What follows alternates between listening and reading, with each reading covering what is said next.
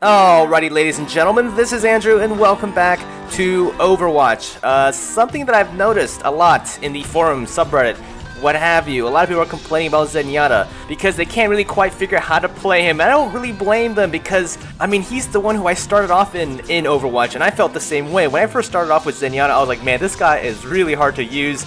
I thought he sucked. But over time, I kind of started to appreciate him some more, so I figured, maybe I could share some of my knowledge. This isn't going to be like a super in-depth guide on Zenyatta. It's going to be more like a random collection of tips that I think would help you guys improve in Zenyatta. I'm assuming that you guys already know what all of his abilities do. I'm just sort of assuming that you know how to read the F1 key on Overwatch. So without further ado, let's just get right into it. The first tip is probably the most obvious one, and that is that positioning is key on Zenyatta. He is really squishy, so you really have to make sure you position yourself well. Make sure you're always around teammates, especially when there's a Widowmaker around. You really don't want to be sniped, because she can actually one-shot body shot you. So if you find yourself dying to a sniper a lot, yeah, that's probably why. She's not even landing headshots on you, she just has to tag a body shot and you're going down.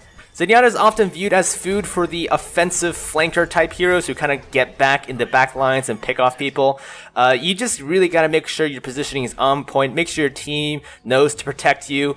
And to be fair, Zenyatta can hold his own if you are able to aim well, go for headshots, and this is sort of bleeding into tip 2. So tip 2, make sure your accuracy is on point. Personally, I like to go for at least 35 to 40% plus accuracy in each Zenyatta game.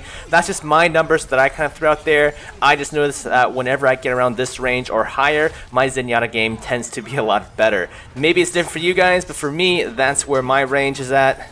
Now, going for headshots when you have the Discord Orb on someone is critical as Zenyatta. It does so much damage. Currently, each of the balls do about 45 damage. Double that plus the 50% extra damage on the Discord Orb. I mean, that is 135 damage per shot. That is a shit ton of damage, guys. And this is what I was sort of talking about with countering the flanking heroes.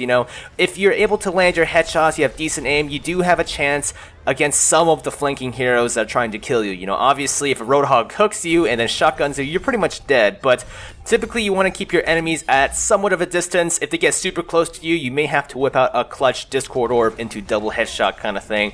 This is all coming down to just sort of pure technical, mechanical aiming skills, which you can, of course, fine-tune in the training room. So be sure to hit up the training room, start working on your strafe aiming, and make sure you get your aim on point. One thing to note, and you guys may be wondering why I haven't mentioned it, but I'm not a huge fan of the right-click charge-up thing, where it shoots out a volley of 5 or 6 orbs.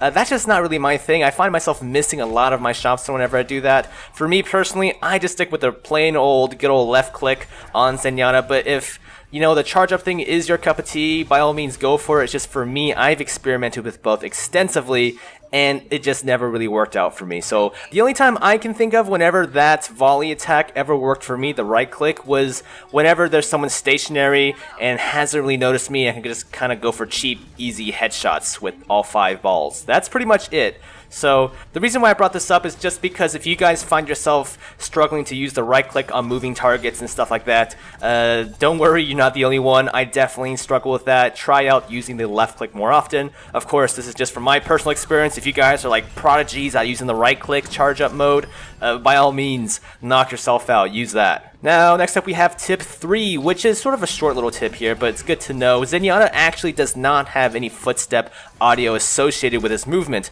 and that is because, obviously, he's floating, which makes sense.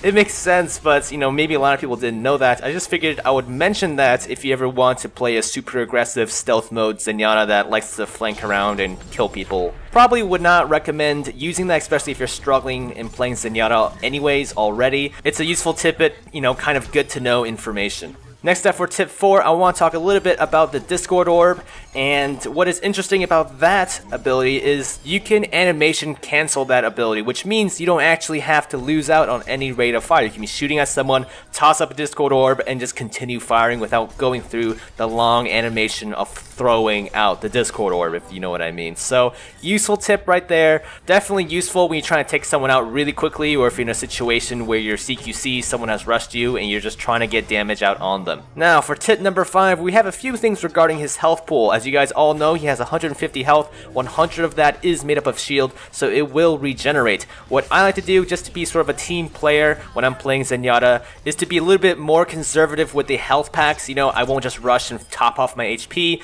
because I know most of my HP will regenerate. So typically, you know, unless it's a really dire situation and I have to heal really fast, I'll usually just leave the health packs for my teammates to use, since most of my health can be regenerated pretty quickly. Now, moving on to tip number 6, I think it was. Number 6 is his Transcendence ability, which is, of course, a giant AoE heal. His ultimate ability charges up pretty quickly, and most people save for those big pushes, which is great. I think it's a great idea to use it during those big pushes, but I would also like to add that it can counter a lot of ultimates. I like to use it as a counter ulti, if you will. If a Zarya lands a ridiculously nice ultimate on my teammates, you know, I quickly cast my Transcendence to make myself invulnerable and counter any sort of damage, mitigate any sort of damage coming in. Now, like I said before, Zenyatta does charge up his ultimate pretty quickly, but I would not waste it to save yourself. It does make you invulnerable, but you can't attack. So if you're alone, you get caught out, please don't pop the Transcendence to try to get away, because it's just delaying your death, really.